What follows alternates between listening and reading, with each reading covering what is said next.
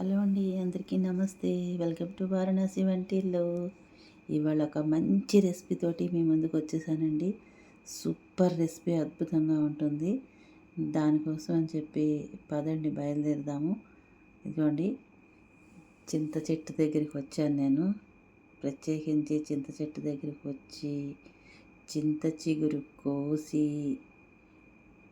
Recipe చేయబోతున్నా. చూసారా, కిందకు ఉన్నాయి కొమ్మలు. చాలా పెద్ద చెట్టు అండి ఇది, చింత చెట్టు. కొన్ని కొమ్మలు కిందకు ఉన్నాయని ఇదిగో చూడండి, పెద్ద చెట్టు అనమాట. కొంచెం కొమ్మలు కిందకు ఉన్నాయి. ఆ కొమ్మలు, అందిన కొమ్మలతోటి నేను చింత చిగురు కోసి తెచ్చాను. మీకు ఈ పాటికి అర్థమైపోయే ఉంటుంది. చింత చిగురు పప్పు అనమాట. చాలా చాలా టేస్టీగా ఉంటుంది కదా, అందరికీ చాలా ఇష్టపడతారు. దానికోసమని కందిపప్పు 1.5 కప్పు తీసుకుని శుభ్రంగా కడిగేసుకుని మొక్కట్లో వేసుకుని ఉడికించుకుంటున్నాను విడిగా నేను. ఇదిగోనండి ఇంగువ డబ్బా. ఇది చిన్న ఇంగువ డబ్బాయే కానీ అసలు వాసన సూపర్గా ఉంటుంది. పిట్ట కొంచెం కూత కనమంటారు కదా, అలాగే చిన్న డబ్బాయే కానీ అద్భుతమైన వాసన ఉంటుంది. ఊరగాయ ఇంగువ అనమాట. ఇవి ఇంకొక డబ్బా. దీని లోపల ఇంకొకటి ఉందన్నమాట. ఇది ముద్ద ఇంగువ. ఇలా ఇంగువ ఎక్కడ కనిపిస్తే అక్కడ నేను ఇంగువ తెచ్చుకుంటాను. ఇంగువ అంటే నాకు భలే పిచ్చి అనమాట. చాలా ఇష్టం ఇంగువ అంటేను. ఆ ఇంగువ పలుకులు దీంట్లో వేసుకుని కొద్దిగా నీళ్ళు పోసుకుని నానబెట్టుకుని పక్కన పెట్టుకుందాము. అది ఏం చేయాలనేది నేను తర్వాత చెప్తాను. పప్పు అయితే చూడండి ఇలాగా ఉడుకుతుంది. దీంట్లో కొంచెం నీళ్ళు తక్కువ వచ్చాయని చెప్పి కొద్దిగా నీళ్లు పోసుకొని ఉడికించుకోవాలన్నమాట. ఇప్పుడు నేను మన చింత చెట్టు నుంచి కోసుకొని వచ్చిన చింత చిగురు ఏదైతే ఉందో అది నేను ఒక బేసిన్లో వేసుకున్నాను. వేసుకుని ఈ పుల్లలన్నీ తీసేసుకోవాలండి. దీంట్లో పుల్లలు, పెద్ద పెద్ద పుల్లలు ఉన్నాయి కదా, అవి ఆ కొమ్మలు వాటికి ఆకులు తీసేసుకుని పుల్లలు తీసేయాలన్నమాట. చిన్న చిన్నగా ఉన్నవైతే లేతగా ఉన్నవైతే పర్వాలేదు, పెద్దవన్నీ తీసేసుకోవాలి. ఇప్పుడు మనం దీంట్లో కొంచెం సాల్ట్ వేసుకోవాలి. అలాగే చూడండి కొద్దిగా పసుపు కూడా వేసుకోవాలన్నమాట. పసుపు వేసుకుని ఇలా కొంచెం చేత్తో నలిచేసుకోవాలి శుభ్రంగాను. నలుపుకుంటే ఇది పొడి పొడిగా వస్తుంది. తర్వాత పెద్ద పెద్ద ఈనెలు లాంటివి కూడా అలా పైకి వచ్చేస్తాయి అన్నమాట. ఇలా గట్టిగా నలిపేసుకుంటే ఉప్పు, పసుపు దీని అంతటికీ పడుతుందనమాట. అలా నలిగినట్టు అవుతుంది. నలిగినట్టు అయితే కొంచెం బాగుంటుంది. పుల్లలన్నీ కూడా ఇలా విడివిడిగా తీసేసుకోవచ్చు. చూసారా, మొత్తం పుల్లలన్నీ ఇట్లా వచ్చేస్తాయి అన్నమాట. లేతగా ఉన్నవైతే పర్వాలేదండి, అవి ఏం కాదు. ముదరగా ఉన్నవైతే కొంచెం నోటికి గుచ్చుకుంటూ ఉంటాయి కదా, అందుకని మనం తీసేసుకోవాలి పెద్ద పుల్లలన్నీ. ఇట్లా అన్నమాట. మనం పప్పు అయితే విడిగా ఉడికించుకుంటున్నాం కదా, ఆ పప్పు ఉడికిన తర్వాత ఏదైతే చింత చిగురు మనం చేసి పెట్టుకున్నామో దాన్ని ఈ పప్పులో వేసుకోవాలి. ఇప్పుడు మనం పప్పు ఉడికిందో లేదో చూద్దాము. చూడండి, ఇలా చూస్తే బద్ద ఇలాగా పలుకు లేకుండా ఉడికిపోవాలన్నమాట. ఉడికిన తర్వాత ఇప్పుడు ఈ చింత చిగురు దీంట్లో వేసేసుకుందాము. వేసుకుని ఒకసారి కలిపెట్టుకుందాము. ఇది అచ్చంగా మా అమ్మగారు చేసుకునే విధానంలో చేసే పద్ధతిలో చేస్తున్నానండి. అమ్మ అయితే ఇలాగే చేస్తారు. ఇలాగా అంటే లూజ్గా ఉన్న పప్పులాగా చేయరనమాట. ఇలా పొడి పొడిగా ఉన్న పప్పులాగా చేస్తారు. అందుకని నేను మా అమ్మగారు చేసే విధానంలోనే చేస్తున్నాను. ఇప్పుడు మనం పచ్చిమిరపకాయలు ఒక 3-4 పచ్చిమిరపకాయలు కట్ చేసుకుని దీంట్లో వేసేసుకోండి. వేసుకున్న తర్వాత మూత పెట్టుకోండి. మూత పెట్టుకుని మళ్ళీ మనం ఒకసారి తీసి చూద్దాము. మధ్య మధ్యలో తీసుకుని చూసుకోవాలండి. నీళ్ళు ఎందుకంటే తక్కువే ఉన్నాయి కదా, నీళ్ళు ఎగిరిపోయి మాడిపోయే అవకాశం ఉంటుంది. మధ్య మధ్యలో చెక్ చేసుకుంటూ ఉండాలి. నేను ఇప్పుడు చెక్ చేసుకుని ఒకసారి చూసుకుని కదిపేసుకుని పక్కనే గరిటె పక్కన పెట్టుకున్నాను. ఇప్పుడు పక్క స్టవ్ మీద చిన్న ముక్కుడు పెట్టుకుని పోపు వేయించుకుంటున్నాను. పప్పులోకి పోపు అనేది వేసుకోవాలి కదా, అందుకని ఆయిల్ వేసుకున్నాను. నేను వేసుకున్న ఆయిల్ నూలుపప్పు నూనె అండి. అది గానుగ నూనె అనమాట. కట్టె గానుగతోటి ఆడించుకుంటాం కదా, అదే నూనె వాడతానమాట నేను రోజు వంటకి. నూపప్పు నూనె కానీ లేదంటే పల్లి నూనె కానీ గానుగ నుంచి తెచ్చుకున్న నూనె వాడతానమాట. ఆ నూనె కొద్దిగానే వేసుకున్నాను, మరీ ఎక్కువైతే వేసుకోనండి. మనకి కొంచెమే సరిపోతుంది కదా, కొంచెమే వేసుకున్నాను.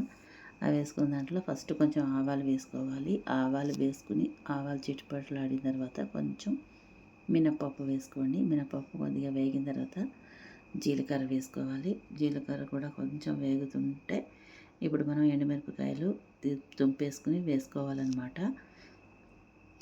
ఇష్టం ఉన్న వాళ్ళు కొంచెం ఎర్రకారం వేసుకుంటానంటే వేసుకోండి. నేనైతే ఎండుమిరపకాయలే వాడతాను. ఎండుమిరపకాయలు వాడుకునే వాళ్ళు, కారం ఎక్కువగా కావాలనుకునే వాళ్ళు ఈ పోపు వేగిన తర్వాత కొంచెం చల్లగా అయిన తర్వాత ఒక్కసారి చేత్తో ఇలా నలిపేసుకుంటే మొత్తం పప్పు అంతటికి కారం అంటుతుందనమాట బాగాను. నేనైతే వేసుకునే మిరపకాయలు కారం బాగానే ఉన్నాయి. 3 మిరపకాయలు తుంచుకుని వేసుకున్నాను కదా, ఆ కారం నాకు సరిపోతుంది. పచ్చిమిరపకాయలు కూడా ఉన్నాయి కాబట్టి సరిపోతుంది.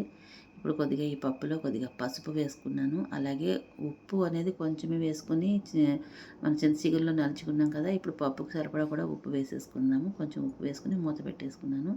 పోపు అయితే వేగిపోయిందండి. స్టవ్ ఆఫ్ చేసుకున్న తర్వాత లాస్ట్లో ఒక స్పూను ఇంగువ వేసుకోవాలన్నమాట. ఇంగువ అంటే నాకు చెప్పాను కదా చాలా ఇష్టమని, అందుకని ఇంగువ ఒక స్పూన్ వేసుకున్నాను. ఇక్కడైతే పప్పు ఉడికిపోయింది చూడండి, నీళ్ళన్నీ ఎగిరిపోయినాయి అన్నమాట చక్కగాను. ఇప్పుడు మనం పోపు పెట్టుకున్నాం కదా, పోపు అంతా దీంట్లో వేసేసుకోవాలి. చూసారా, ఆయిల్ అనేది చాలా తక్కువగా ఉంది. అసలు మూకుట్లో ఆయిలే కనపడట్లేదు. అలా వేసుకుంటానన్నమాట నేను. ఆయిల్ చాలా తక్కువే వాడతాను నేను. పోపు అంతా వేసుకుని చక్కగా ఒకసారి ఇలాగా కలిపేసుకోండి. కలుపుకున్న తర్వాత మూత పెట్టేసుకోండి. ఒక్క 2 నిమిషాలు అయిపోయిన తర్వాత తీసుకుని మనం పక్కన పెట్టేసుకుందాము ఈ పప్పుని. పప్పు అయిపోయింది. స్టవ్ అయితే ఆఫ్ చేసుకోలేదు నేను. అప్పడాలు వేయించుకుందామని చెప్పి మూకుట్లో కొద్దిగా నూనె వేసుకుని స్టవ్ మీద పెట్టుకున్నాను. ఇదిగోండి అప్పడాలు. అప్పడాల కోసం అయితే నేను ఎక్కువ నూనె అయితే ఎసరు పెట్టలేదు.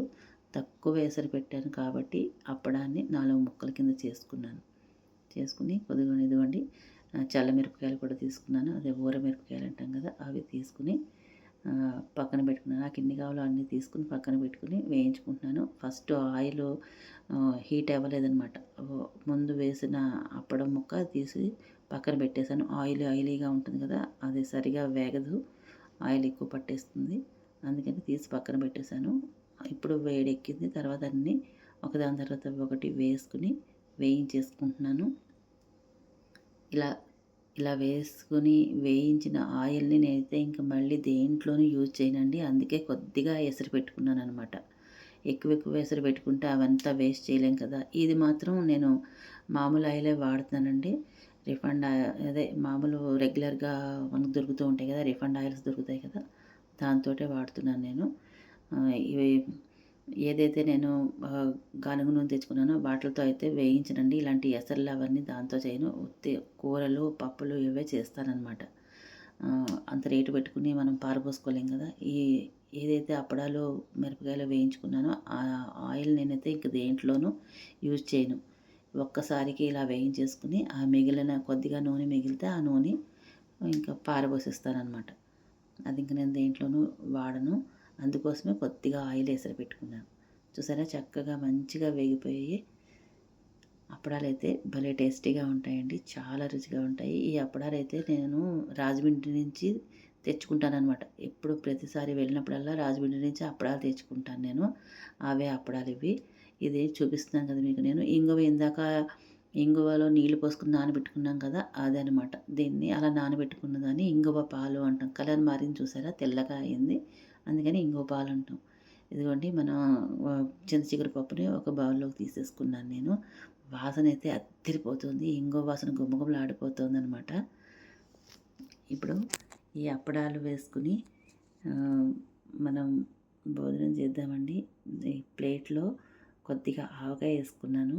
అలాగే కొంచెం చింత చిగురు పప్పు కూడా వేసుకున్నాను. ఇంకా మనం వేయించుకొని పెట్టుకున్న ఉన్నాయి కదా అప్పడాలు, మిరపకాయలు కూడా వేసుకున్నాను. అలాగే కొద్దిగా రైస్ పెట్టుకున్నాను, వైట్ రైసేను. ఇప్పుడు ఆ రైస్లో ఈ పప్పు కలుపుకొని ఈ ఇంగువ పాలు వేసుకుని అసలు ఇంగువ వాసన అండి గుమగుమలాడిపోతుంది. అసలు ఇల్లంతా ఇంగువ వాసనే. నాకైతే ఇంగువ భలే పిచ్చి అనమాట. చాలా ఇష్టం ఇంగువ అంటే. ఏది కొత్తగా కనిపిస్తే తెచ్చేస్తూ ఉంటాను. మంచి వాసన ఏది ఉందా అనుకుంటూ ఉంటానన్నమాట. అంత ఇష్టం ఇంగువ అంటే. అసలు నెయ్యి నూనె కూడా వేసుకోలేదండి. నేనైతే అవేమి వేసుకోను. ఇంగువ పాలే వేసుకుంటాను అనమాట. ఇప్పుడు ఆ పప్పులో కొద్దిగా ఆవకాయ కలుపుకొని ఇలాగా ఒక ఊరమిరపకాయ కొరుక్కుంటూ అలాగ ఒక అప్పడం ముక్క ఇలాగా చితుపుకొని దాంట్లో పెట్టుకొని తింటే అసలు ఆ రుచే వేరబ్బా! నిజంగా సూపర్ టేస్టీగా ఉందండి. చాలా బావుంది. ఇదేనండి మా అమ్మగారు ఇలాగే చేస్తారు. సేమ్ టు సేమ్ ఎలా చేశారో నేను అలాగే చేశాను అచ్చంగాను. మీ అందరికీ నచ్చిందని అనుకుంటున్నాను. నచ్చితే లైక్ చేయండి, షేర్ చేయండి, సబ్స్క్రైబ్ చేయండి. వీడియో చూసే ముందు ఒక లైక్ ఇచ్చేసేయండి. బాయ్.